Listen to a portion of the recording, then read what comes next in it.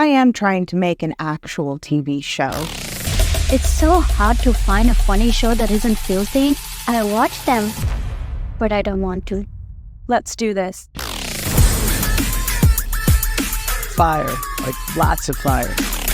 So dedicated. So cool. Where's it go from there, you know? Oh, have I got your attention now? This is bigger than you can handle. You got any plans for tonight? Pull. What are you waiting for? Let's go. Cool? Absolutely!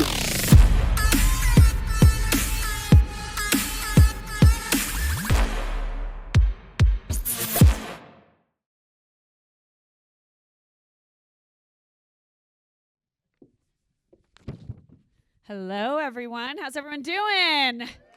Hello. Welcome to SeriesFest, Season 10, Day 45. Just kidding, it's only Day 4, but it feels like it. First of all, a huge thank you to the SeriesFest staff and volunteers. We could not do it without them. They are an incredible group, a small and mighty team, plus 150 plus volunteers that come and donate their time. So a huge thank you to SeriesFest staff. And to our partners here at Denver Film. We are in their home at the C Film Center. They're from the projectionists to the house managers, theater managers, concessions, box office, all of them. They become part of our family for the week. We truly couldn't do it without them, so thank you, Denver Film. All right. Last night, it was my absolute honor to get to tribute SAG-AFTRA with the Luminaries in Television Award. I think you all probably are very well familiar that, we just went through a pretty unprecedented time in the entertainment landscape. And it's thanks to such incredible visionaries like the SAG-AFTRA leadership team and like the man I'm about to bring up here right now that has improved and really fought for equity across the place, fight for diversity, fight for all the important things. And I'm not going to speak too much because you're going to get to hear from them themselves. But before we start, I would love to bring up the National Executive Director of SAG-AFTRA. Please welcome Duncan Crabtree-Ireland.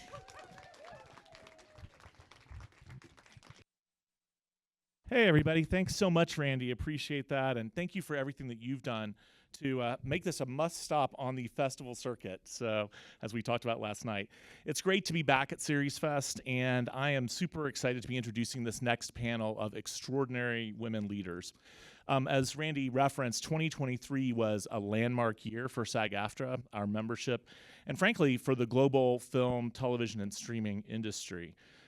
After one of the longest strikes in our history, we achieved a remarkable deal worth more than $1 billion. But even more importantly, in addition to those gains in compensation and benefits and dozens of other new provisions, our new contract also secures for the first time AI protections for actors working in series and film. As the National Executive Director and Chief Negotiator for SAG-AFTRA, I was truly honored to get to work in close partnership with our president, Fran Drescher, and our national leadership, which, by the way, is 70% female. That's right. Woo. You are going to hear from several of these extraordinary women in just a moment. All of them played integral roles in our successful strike and negotiations and are moving us forward on issues as diverse as equity and inclusion, casting and hiring practices, safety on set, and so many other areas.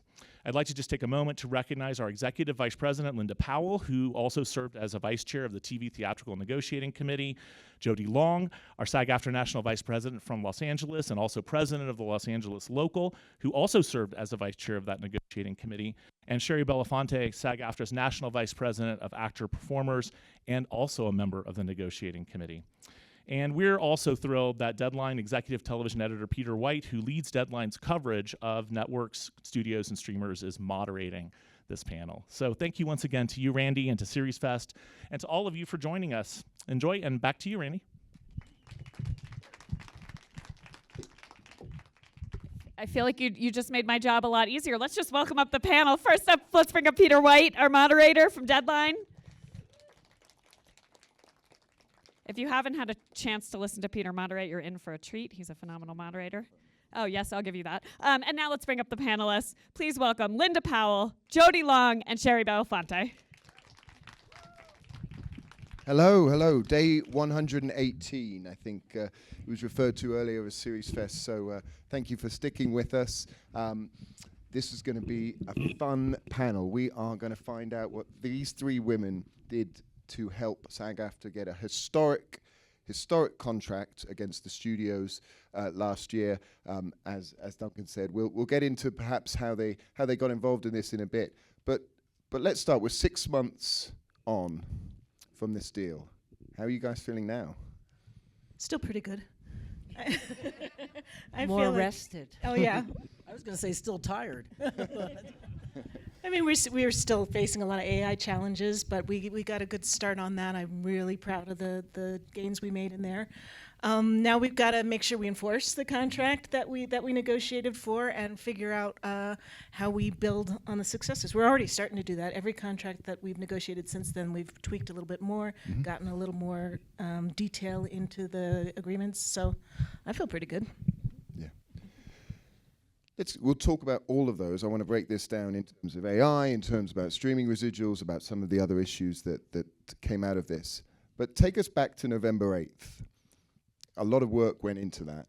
How was that a moment to celebrate? Was that the start of something? How did you feel? Obviously, all three of you were in the room. This was, as I said, a historic negotiation. As Duncan said, one of the longest strikes there's been. Can you think back to November and how you felt once it was done? Well, I think right up to the last moment, we were hoping for more. Okay? No, really. Sure. We also knew that the industry wasn't going, so many people were out of work. It wasn't just actors and performers and writers. I mean, the writers had gone back to work. The directors were already back to work if there was any product to film. But, it was the caterers and the hair people and the, camera people. And I think, AI was a big thing at the very end. And there were some in the room that were like, I don't know if we can actually vote for this. And it was in the last moment we got that final part of the deal. And I was ecstatic when Duncan that morning, where are you, Duncan? When we got what we wanted, this last piece of the puzzle. And that was so important. Really, and it was about synthetic fakes. Is that what we're calling them now? Digital replicas. Digital replicas, whatever. And no, it's called something else. Yeah, two different things. But anyway, we got that. And that was a hallelujah moment for us in the room. I would say for the three women that are sitting here. There were some people who were not that happy about it, and they made their voices heard. But, it's all about consensus. And it was passed without objection. Yeah. When the National Board, we had the meeting with the National Board, and when the vote was taken and it was approved, I'd say ecstatic. I'd say there was like this thrill that went up in the room. We had been working really hard, and we were, frankly, under a lot of pressure for a good month. And so there was a feeling of relief, there was a feeling of excitement, there was a feeling of pride. And then we had to, go out and get the thing ratified, which was a whole different adventure. But in that moment, there were tears, there was hugging, there was, take a picture. It was a pretty exciting day. Yeah, everybody, there were tears, for sure. And I think it was out of the relief that we had started June 6th. It was June 6th, June 7th. We had started this negotiations under the hope that we would have an answer by July 1st. What was the day? Who remembers? It was supposed to be, just 6 weeks that we were supposed to negotiate. And when you walked into that room and you realized there's that side, and then there was all of us on this side, and it was going to be hard fought. And in that moment when we actually had to walk out, saying that we're going on strike. It's midnight. You haven't come to the table like you should have. We've acquiesced. We've given in on a lot of things, or certainly come down in our requests on a lot of things. But there are a few things here that we will not stand for. We have to stick to it and make sure that all of our actors. I think a lot of people think we are in there working for the top 2%, which are the big money makers, and we're not. We're everybody in that room, and everybody was covered. We had stunt people that were there. We had background people that were there. We had dancers that were in the room, everybody had a voice in some way, shape, or form out of the 40 plus people that were there representing. Is it 48? I think 48 people that were representing. And when all of us in the room, and of course we had gotten a destined, it's okay, the majority of people, we had 97, almost 98% of the 170,000 people that voted, which I think was probably 30,000, 40,000, 50,000, but all of them had said, 98% of them had said, yes, we're giving you our blessing to stand tough. And for a strike authorization, correct. And when it came to that point, and we all in the room said, yeah, we got to walk. And it was tough. And people didn't want to do it, but we knew that we had to. And hoping that they would come back to the table quicker than they did. There was a shift in the universe. But once, as Jodi was saying, once they, at that last brittle moment, said, okay, we're gonna negotiate and give you more in the AI division than we were willing to give up. There was a sigh of relief. I think the entire room just went, oh my God. But I just want to interject something, because that was in the last moment. Yeah, that's what I'm saying. And we, they had walked away, and then the CEOs came to the table. That was the moment we realized they were serious, right? The Gang of Four, as was as often discussed. Well, they went back to the table for the writers. Yeah, but I'm talking with SAG-AFTRA. That's correct. Yeah. But then that was a whole other process where they left the table. Mm-hmm. Yeah. Okay. And I'm just saying that there was a lot of grit in our room within the six of us opposite the, is this on? It went off.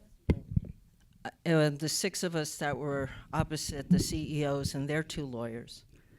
And then all that went on after that, once they got back to the table. So it wasn't just like, oh, it just happened. I mean, people were talking to me within the industry 2 weeks before we even, got a deal.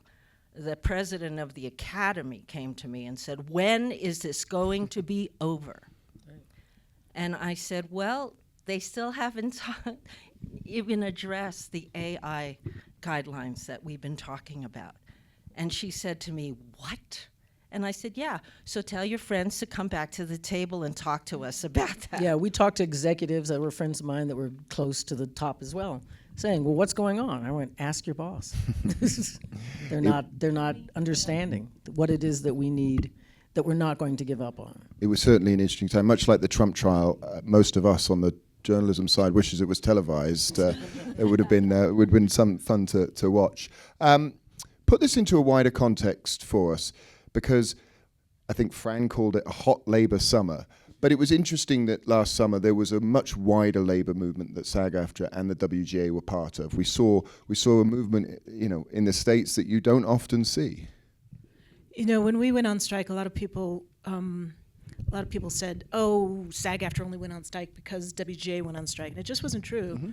We were prepared from, I'd say at least a year out, that this was going to be a tough negotiation.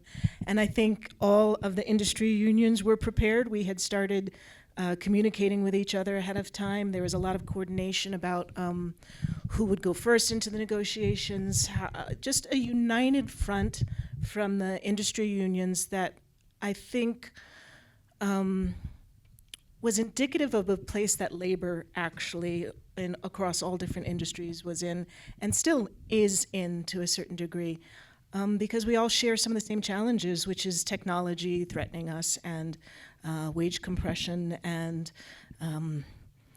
5 people suddenly owning everything, and how do you fight against that? And then the answer seems to be unions.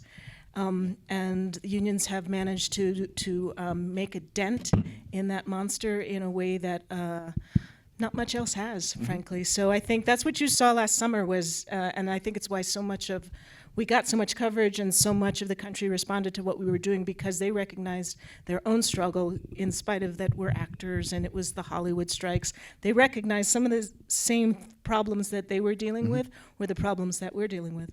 Talk to that for a moment, because I think what was interesting, you saw a lot of coverage had pictures of very famous people. And those people were not really affected by what was going on to lead to the strike. Okay. Not necessarily okay. true. Sure. Okay. But okay. And there's certain elements that they were. This was more about the working actor. This was more about the person who isn't George Clooney, who isn't Brad Pitt or Julia Roberts, right? Right, but the George Clooney's and the Brad Pitts of the world hire the other people also. So they are certainly were sympathetic towards everything that was going on. You know, like I said, it's 2% of our union that makes $5 million and above. And then there's 87% of our union that makes $27,000 and below. And we were working for the 87%.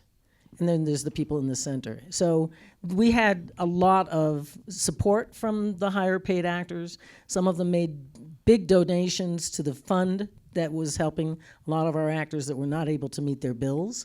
So it wasn't as much as it may seem top heavy sometimes, it really does become a family, I think.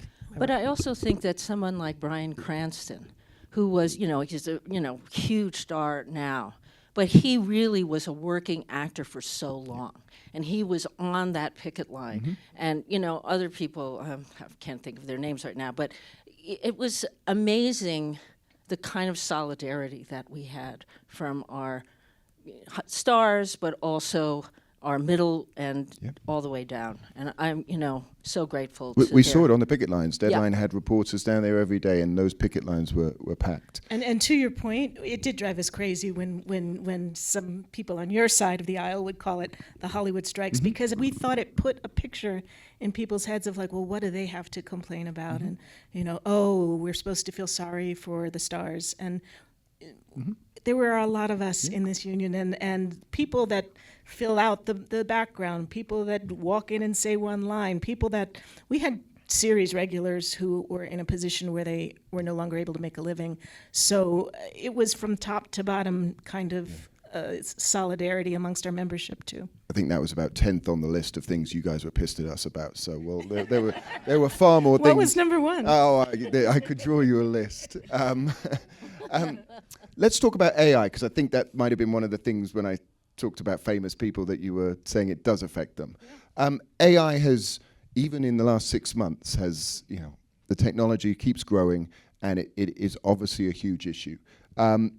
It feels like that was one of, we'll go through some of the others, but it feels like one of the more important elements of, as you said, Jodi, to get that at the last minute.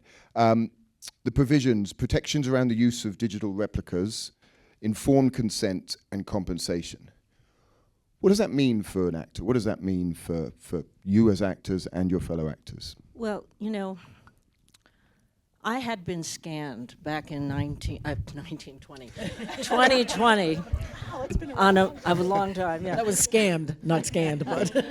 And at the time, it was not in my contract, and it was a big movie, and I was in Australia. And I was like, what are you talking about? I went to hair and makeup, I went to costumes, and then they were like, and you're getting scanned. And I'm like, what are you talking about? Well, I didn't see that in my contract. Oh, no, you have to do it. So, we went into the room, and actually Duncan had asked me to speak, and I said, so, you have my scan now, and then what happens? Where is it, first of all? And what happens if you decide to do a prequel or a sequel in 10 years, and you have this scan, and I'm dead? Then what happens? So now we actually have provisions for that. So that someone passes away, they want to use it, they have to inform either their estate or SAG-AFTRA, and they have to say for what kind of use, not to make them naked or something, unless they want to be that, right? But so that now there's consent and they have to be paid. Okay? Before we didn't have that. So that was a huge part of the puzzle. One part. You going to list the others, or? Well, to add to what Jodi was saying, also when she was getting scanned, the technology was not up to the point where if another movie was done, that they would be able to utilize that scan. Am I right? No, for the next thing. They could use that. That was a scan. I was in a cage with 50 cameras going around shooting every inch of me. Okay? Now they can take because of the technology. Right. That one is sort of not obsolete. They can still use that.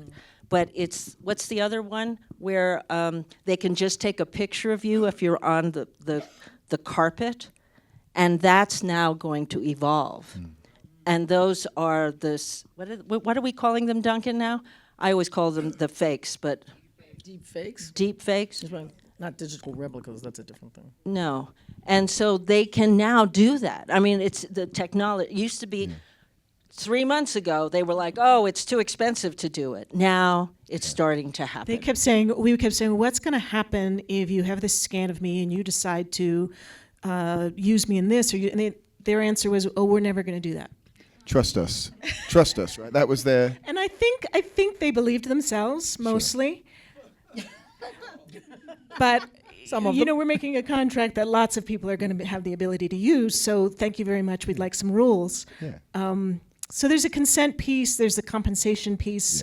Yeah. I'll tell you, when we first started talking about it back in June, they were concepts I'd never thought of before, I'd never heard of before. I never knew that there was going to be a technology where they could scan me and make me do things that I didn't do. That's the scariest part of it to me, is that they can put words into your mouth, they can make you move around, and they can have a little you that they have the ability, the technological ability to do whatever with. But what we have done is severely limited their ability to do anything with it besides what I've agreed to in advance, and besides what's useful for that particular project. It can't be used again. You alluded to not everyone being happy. What do you say to the likes of Justine Bateman, who said, I think the quote was, the loopholes would collapse the structure of Hollywood?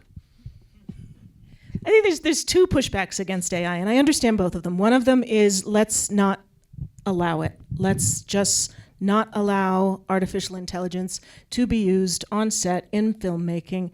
And I don't think there's enough leverage in the world to keep them from using technology that becomes available to them.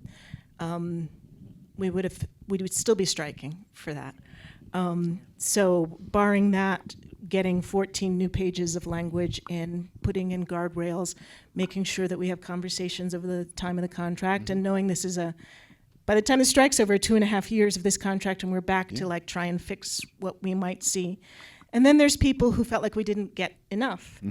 And my answer to them is 2.5 years, we'll be back. We're watching this. It's moving quickly, but we're moving quickly too. I hate to say it's 2 years if you think about it. 2 years. It's 2 years. No, it's been 6 months. It's been 6 months, But exactly. you know, the one thing that I think is important, yes, they can take my image and make it move and put my voice sort of in it. But honestly, they can never create that human experience that each one of us actors here in this room, because we are unique to our own experience, creates that emotional reality that will tell a story like no one else can tell it in this room. That's what makes us unique as performers. And we've said that to them in the room.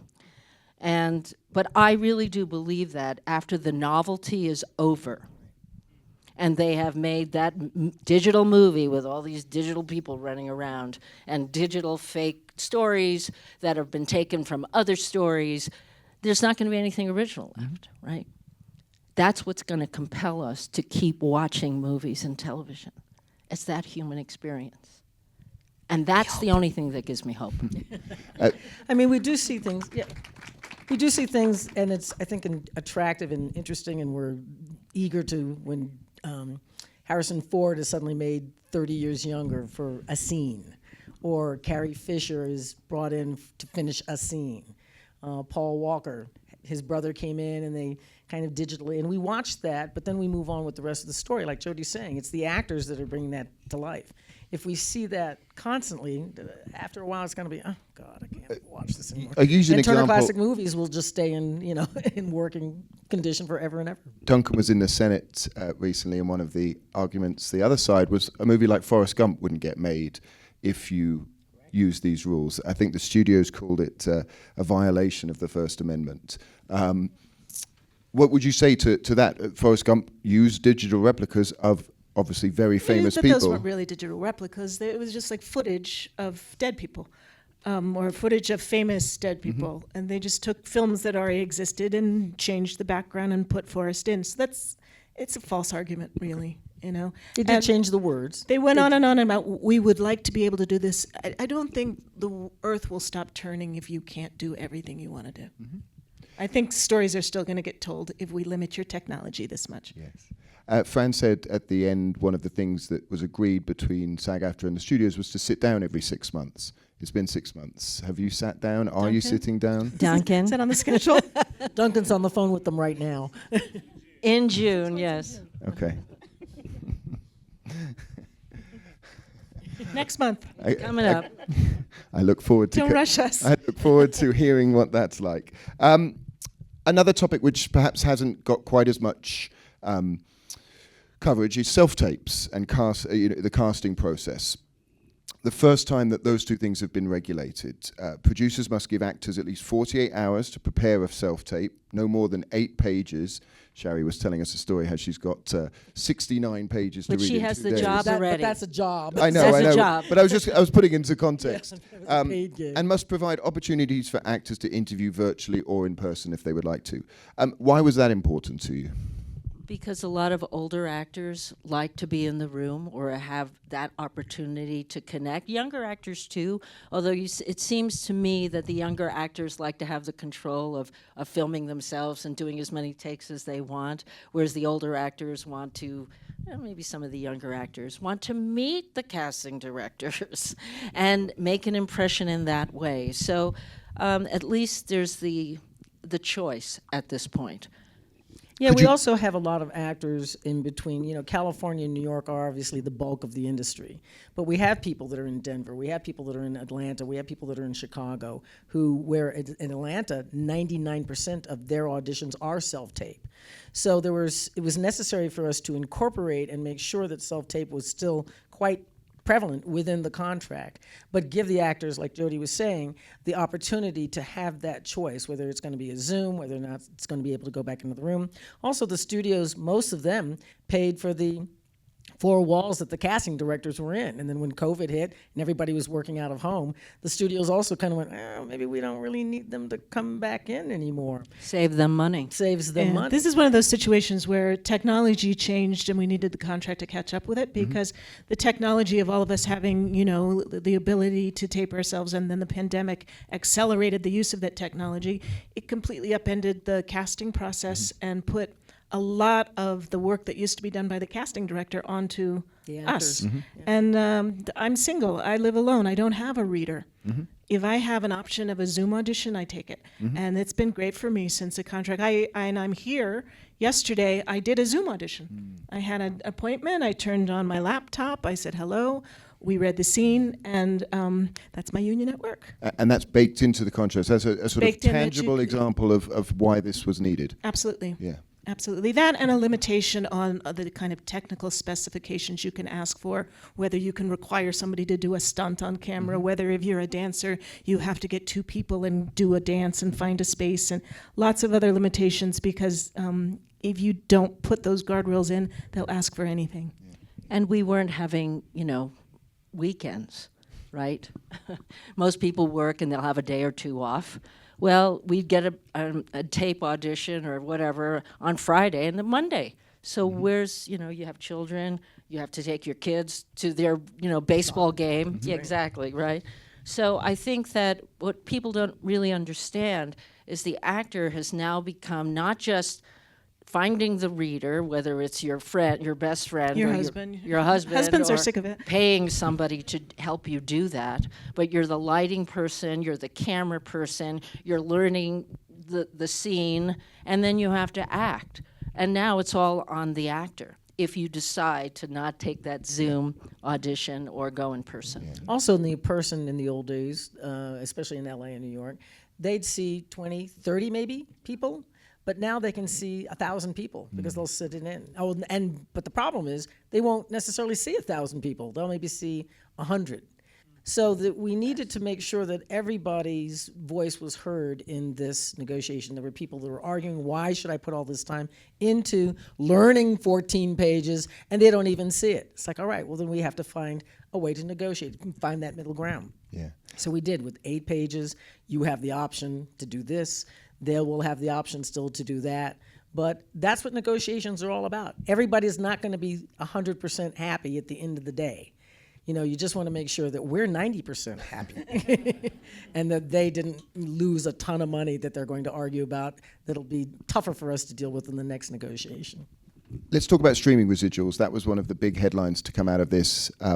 It's a rather complicated system, which we can go into perhaps in a second. But on a broader level, talk about why that was important. Talk about why streaming residuals were key to this.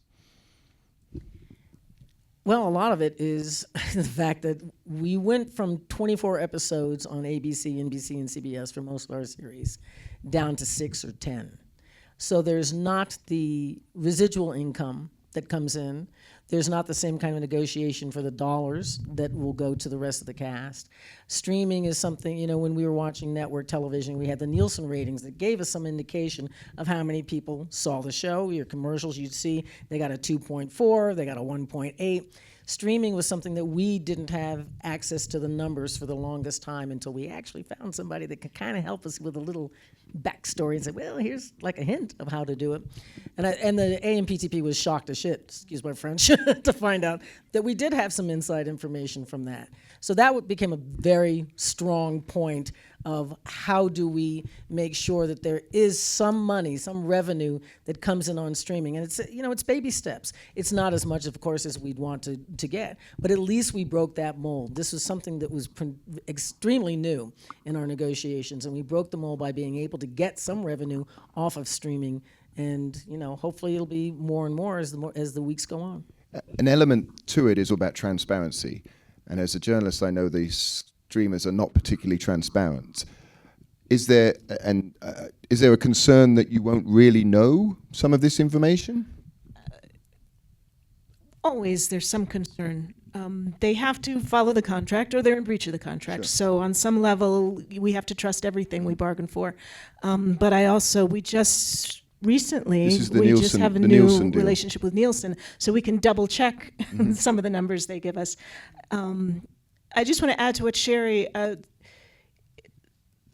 we have to make a living. And it's to their benefit to have a pool of talent that is available to work for them at any time and doesn't have to have 2 jobs, 3 jobs. In order to make a living, you can't get paid one fee from one basic minimum wage of streaming. So in a way, the work that we did on the residuals, and we got a big increase to our basic streaming residual formula, and then we have this new success metric that is a brand new thing that never existed before. Yeah. This is the fund, essentially. The fund. I don't particularly want to go into the full details. It's a really complicated but percentages. It's just an attempt to recreate or try and find a similar form of compensation that can make sure that we're paid and compensated for the amount that they're being compensated from the work that we do. It's a work in progress. SAG-AFTRA's estimation is the bonus structure will have yield approximately $40 million a year, of which $10 million will go into this fund. I know Duncan's spoken in the past about how that might be distributed, whether that's to other actors in streaming series. Is that something you're still figuring out? Is that something that you're still trying to figure out actually in practice how it is, or have you nailed it? It's something we're still trying to figure out. And there's a lot of opinions, so it's something we're going to have to negotiate amongst ourselves and, kind of play out each different circumstance and see what does the most for the most people. That's a work in progress. Because one of the concerns is that actually it's only going to be some of the splashiest shows that will hit the number that you get the bonus on. That's an attempt to recreate when you have a hit, you should make more than if you weren't a hit. Right now you have things that are the top shows in the nation. They're bringing all sorts of subscribers onto the platform, and everybody who's on that show is making the same as the people who are on a show that has 2 eyeballs on it. So it's an attempt to wrap our heads around this new model of distribution, which is still shifting. I'm not sure what that model distribution is going to be next year, but we're working to stay up to date with that. But then I guess you're giving money to people who are on those smaller shows as well. That's why it's complicated, right? To It's work complicated. this out. How long? We're still figuring it out. When do you think you will have had it figured out? I'll tell you when. You have to also keep in mind, remember, the top actors on these shows can negotiate their own contract. So we really are talking about the ones that are making scale plus 10 and below. The ones that are making, or double scale. Anybody who's making above that has an agent, has a manager, has an attorney that has said, look, if you want this person to come out to play, this is what you're going to have to pay. They get a piece of the action, whatever it is. It depends on who you are, where you fall into the marketplace, and who it is that's going to be representing you and hoping to take you to those next levels. Is that an internal discussion? Is that something trustees will do? How will you figure it out? Which piece? What's the process in terms of that? It'll probably be a combination of negotiating committee, the national board, and the trustees. Yeah. Fran said she wants this to go from 20% of viewers to 10% of viewers. So that number you have to hit so that you get the streaming bonus. This is something, this is, I guess, the next contract. But is that the hope that this contract is essentially just a start? There's more to be. Hopefully Frank kept saying we just have to get our foot in the door. Exactly. We have to get our toe in the door, and then we can open it a little more next time. A few other bits, healthcare and pensions, that seemed like a relatively straightforward win. We raised the caps on the healthcare and pension. Straightforward but huge. Sure. Huge, because we have been struggling 30 to years raise those caps for we a hadn't while. Had you, yeah. raised it. Because that also seemed to be, again, it wasn't the sexiest of topics to cover, but when you went out on the picket line, it was an important issue for many actors. Absolutely. Yeah, and it's just more money. Is that it? It's more money, and it's the caps. If you're making certain income, you get contributions up to a certain amount, and your show could still be making up here, but your contributions stopped here, and we got this moved up to here. One of the things that comes out of all of this is how complicated some of these issues are. Very complicated. And you're all working actors. I know. And we're doing it for free. This is all service work. Duncan, you're not even paying You're them. welcome. Well, not Duncan. But that's another story. But they are incredibly complicated issues, right? And one of the challenges is you don't want to take your eye off the ball with some of this. How much of your time, as the three of you, do you deal with issues this and other than your day job, as it were? I have to say, thousands and thousands of hours went into this TV theatrical negotiating committee. I'm being serious. We were there every day. Every day. AMPTP may step away. We were always there. There would be maybe a half a dozen days that we would get the call, you don't have to come in. And before you can that, come in at 3. and before we even started negotiating, because we had W&Ws, which was wages and working conditions, where the every local has a weigh-in on whatever issues are bothering them, and then it goes to the art committees within, and then the TV theatrical, and it was huge. And in order to get on the negotiations committee, we had to go to 16 of these 20 meetings.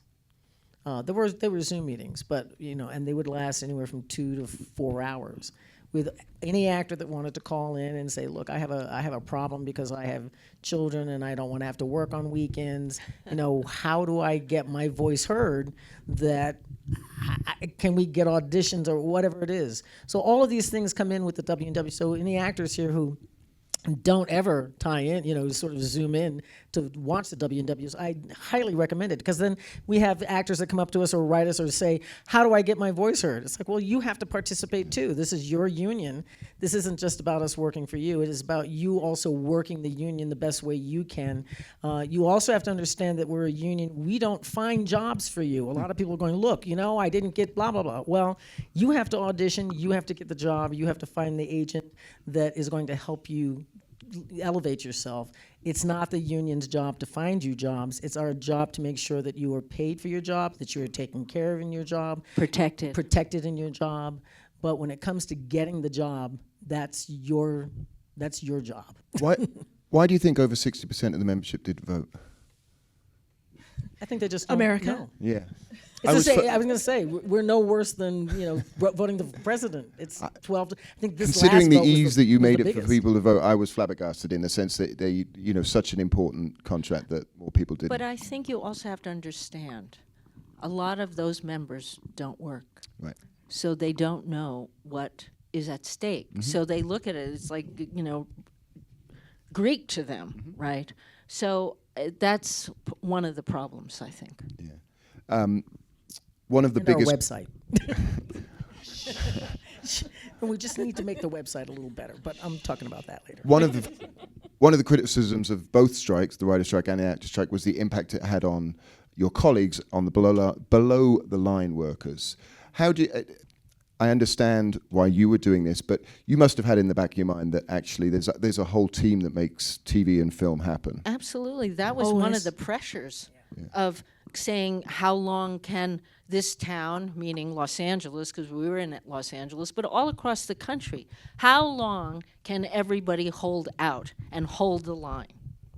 And it wasn't just our own actors on that line and our strike captains and, making sure that nobody got run over while they were on a picket line. I mean, it was huge, right? Feeding them, bringing water to them. It was so hot in Los Angeles. Let's go down the line. But also, all our counterparts below the line.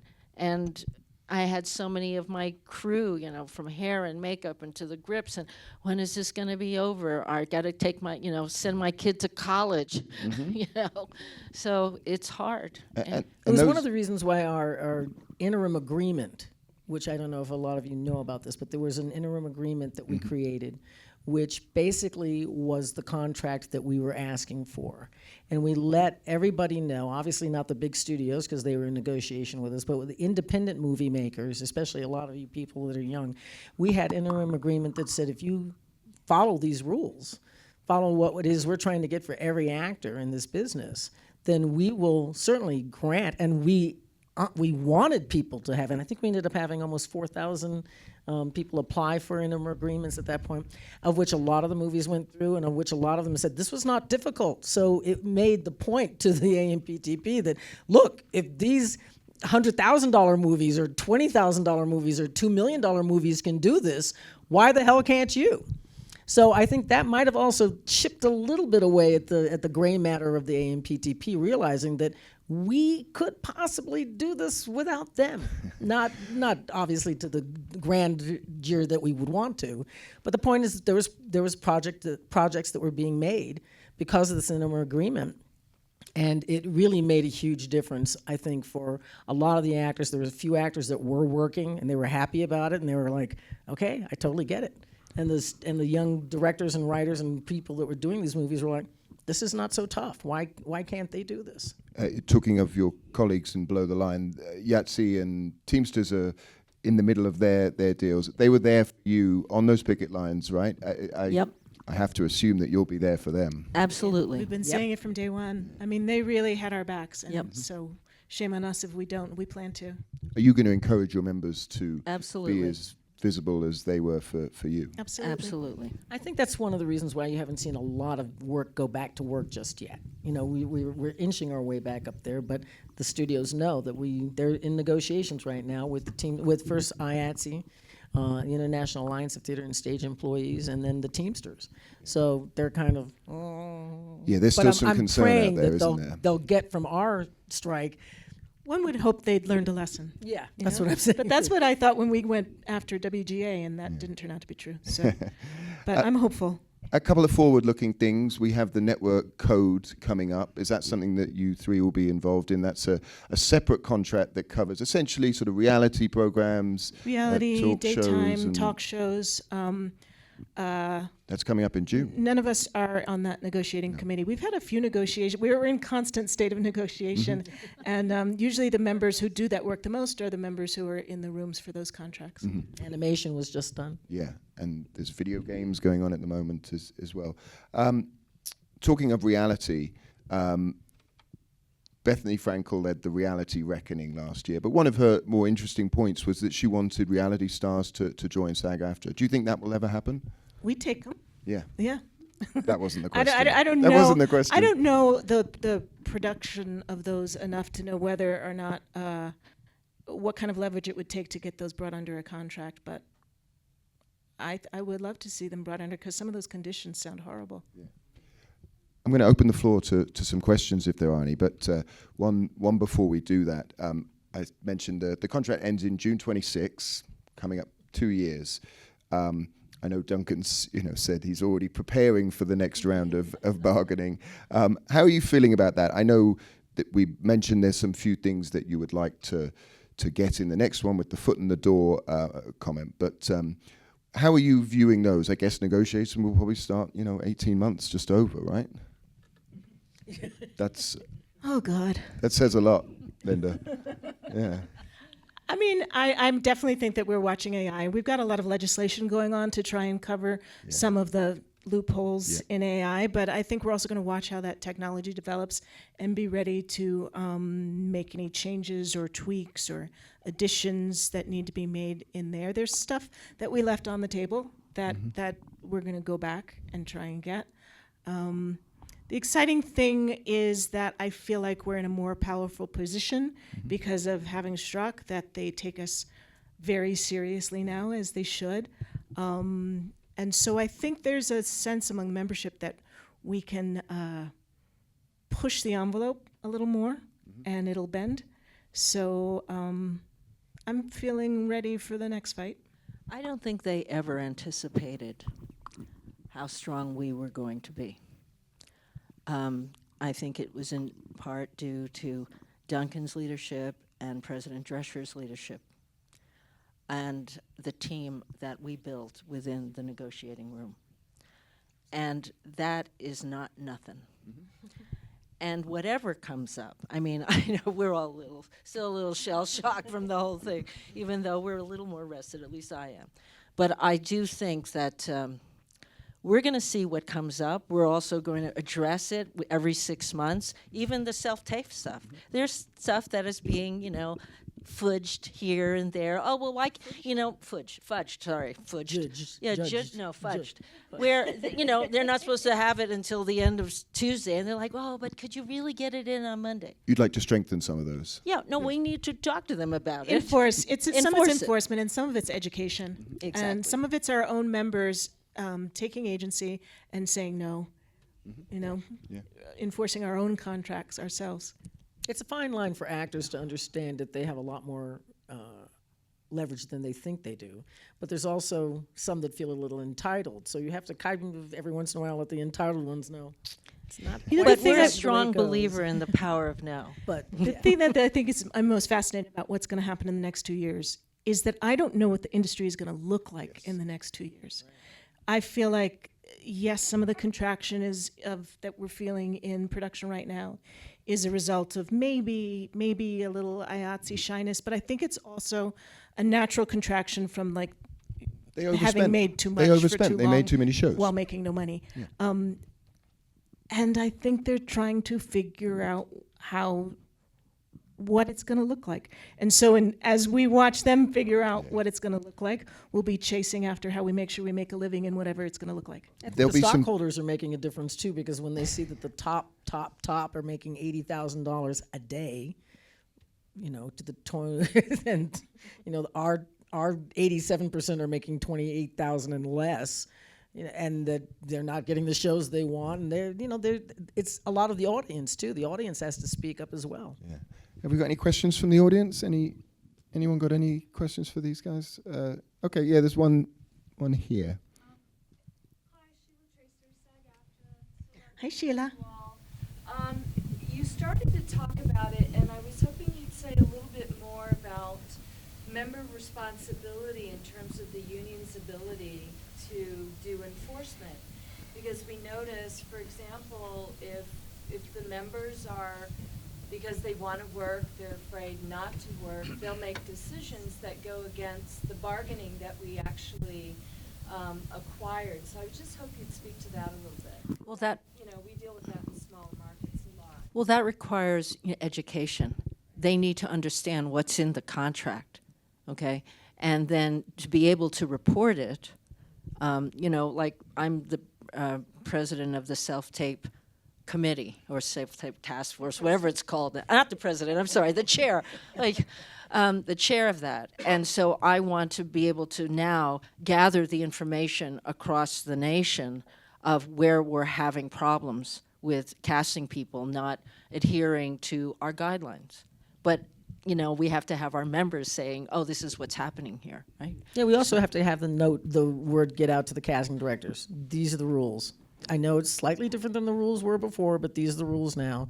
You have to follow them. We have to understand that I'm a senior actor.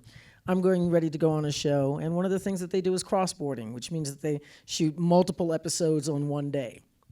And at some points, some of the studios, as a matter of fact, the finance department actually said to me, every studio has done this. It's not just the ones you work for, that they say, look, you start at 8 in the morning and you go until midnight, and then they want you to come in at 7 in the morning the next morning going, well, wait, that's a short turnaround, right? It's a forced call. And they go, no, because you were shooting episode 13 at from 10 p.m. until, and then you were shooting episode 4 from 8 p.m. until, so you're shooting episode 1 tomorrow, so that's a different show. So actors, all my actors on this show for a couple of years did the forced call, didn't know. So it wasn't until I showed up on the set and I went, well, that's a forced call. I'm not coming tomorrow unless you're paying me. And they went, well, no, you have to. No, really, I don't. But I'm older. I've been in this business all my life. So I don't have the fears that young actors do. But the idea is to really make sure that every actor understands what it is and that they have to not be afraid. And I know some of them are, but it's a wave of making sure that we have to get the education out to everybody. They have to understand that they can take a stand and say, look, no, this is a forced call. And hopefully, a lot of people don't have agents, but if you have an agent or you have a manager or you have an attorney that did this contract for you, have them be the bully and tell them that they're getting 10% or 15% if they're managers, but it should be 10%. But, that's what their job is to do for you. They're not just sitting there saying, oh, we got you a job and then sitting back. It's like, make them do that. If you feel the fear, you feel there's going to be some retribution on the set. But you're an adult. You're supposed to be able to say, look, bottom line, I'm not doing this unless you're, going to play by the rules. I think the specific challenge with our membership is that we love what we do. It's hard to get a job. We want to work. Many of us would work for free because we love what we do. And the reason the union exists is so that we don't get taken advantage of. But the union will only work if we don't let ourselves be taken advantage of. And the rules of the union exist to make sure that we are safe, that we are paid, and that we are taken care of. And I think it's education, not just about the specifics of the contract, and I think the solidarity and the engagement we have from the strikes is helping this, but also an understanding that our power is in our solidarity, and our power is in all of us making sure we follow the rules so that all of us benefit from the rules. But it's also really that you engage with your union, just so that whatever issues are happening, we don't know. If you're not telling us, we don't know. Right? And that's how we gain consensus in these W&Ws, even if you're just talking to a member, right? And say, oh, well, then you should be talking to somebody, one of your leaders within the union, okay? That's really important, and I think that's what gets, that's why people don't vote, because they're like, well, I don't know. Yeah, well, get informed. Any other questions? Okay. Two-parter. The biggest question right now is, how do you feel about the profit-sharing model, and should we as filmmakers be looking at a profit-sharing model instead of relying on you to start a fund instead, which would help out with just equalizing the funds themselves? And also, just piggyback on that, with what's happened with the Blair Witch Project, could you guys comment on that reality, and also where those actors have basically come out and continue season together now to trying to get an equal deal of what they've deserved on a project that they've done that has influenced a whole culture? I don't know anything about the Blair Witch, whatever. My understanding is that they signed away, and that was a non-union project. So to me, the Blair Witch Project is a cautionary tale. I hope that they are able to negotiate something for themselves, but it's a cautionary tale about being careful what you sign away and when. And in profit sharing, if you want to like start a group of producers that wants to profit share with us, I'd sign a contract with you. It's a great idea. The AMPTP is not going to do that with us. I think you should call Ben Affleck and Matt Damon. I think that's what they're doing, isn't it? I'm in. That's their. Yeah. Yeah, I think it's great. That point that. Well, back end deals are it's not for all the rank and file, so it would have to. If you could figure out a way that everyone involved profits from it, but that question highlights something that's interesting about SAG, maybe the misunderstanding of what SAG-AFTRA does, right? SAG-AFTRA doesn't negotiate deals between actors and a studio. It essentially has a role to play to make sure, as you say, they're not taken advantage of. But they can't get you a better. I want more money. We negotiate the minimum. That's why we have agents. Yeah, and exactly. Managers. If you have a certain status, you can negotiate above the minimum. Yeah. Right. Yeah. We have a basic, here, this is the least you're going to make. These are the things that we have to make sure you're covered for. But that's why I was saying before, if you have an agent that says, look, my client has a higher TVQ, or which is now a lower IMDb score. If you're in the bottom 2,000 on IMDb, you're going to be negotiating a decent contract. And that's become harder and harder with the explosion of content. Some of the people that you recognize, that that you think would be able to negotiate higher, are taking scale because they'll move on to somebody else. It's scale plus 10, take it or leave it, goodbye. Yeah. Well, look, 3 people that are definitely in the top 100 of IMDb. So please give it up for Jodi, Linda, and Shari. Thanks.